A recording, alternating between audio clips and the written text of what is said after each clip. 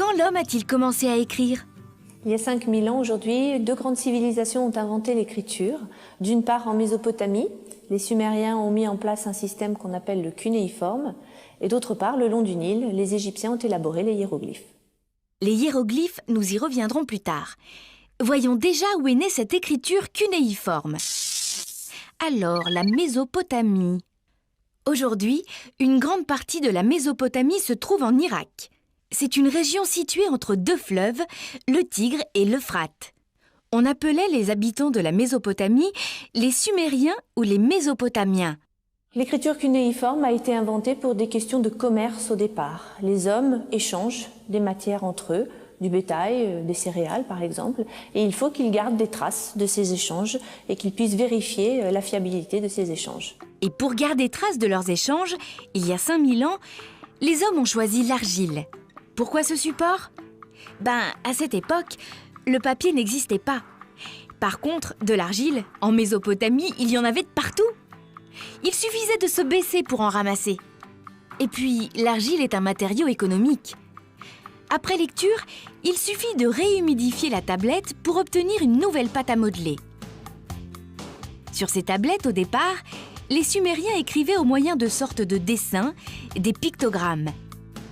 Mais comme c'était un peu laborieux de tracer des formes courbes, au fil du temps, les pictogrammes se sont simplifiés. Pour écrire, les Sumériens enfonçaient dans l'argile le bout d'un calame. C'est une branche de roseau taillé. Et voilà pourquoi cette écriture est dite cunéiforme, parce qu'elle forme plein de petits coins. Il y a 5000 ans, cette drôle d'écriture était utilisée dans tout le bassin méditerranéen. Les Sumériens commerçaient avec les Égyptiens grâce au cunéiforme. Mais entre eux, les Égyptiens avaient d'autres écritures. La plus connue, c'est l'écriture au moyen de hiéroglyphes. Bonjour. Voilà donc des hiéroglyphes gravés dans la pierre. Par là, vous dites? Excusez-moi, mais je vais plutôt commencer par en bas. Ah, c'est fou! On dirait une bande dessinée.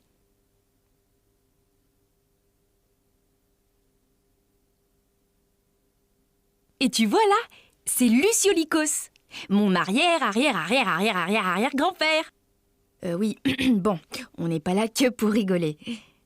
Moi, j'aimerais déjà savoir, ça veut dire quoi, hiéroglyphe? Le mot hiéroglyphe signifie les gravures sacrées. Les Égyptiens racontaient que leur écriture était divine. Ils l'appelaient Medou Neger, ce qui veut dire les paroles de Dieu. Et ils racontaient que c'est Thoth qui l'avait enseigné aux hommes. Qui était Thoth? Thoth, c'est le dieu de l'écriture.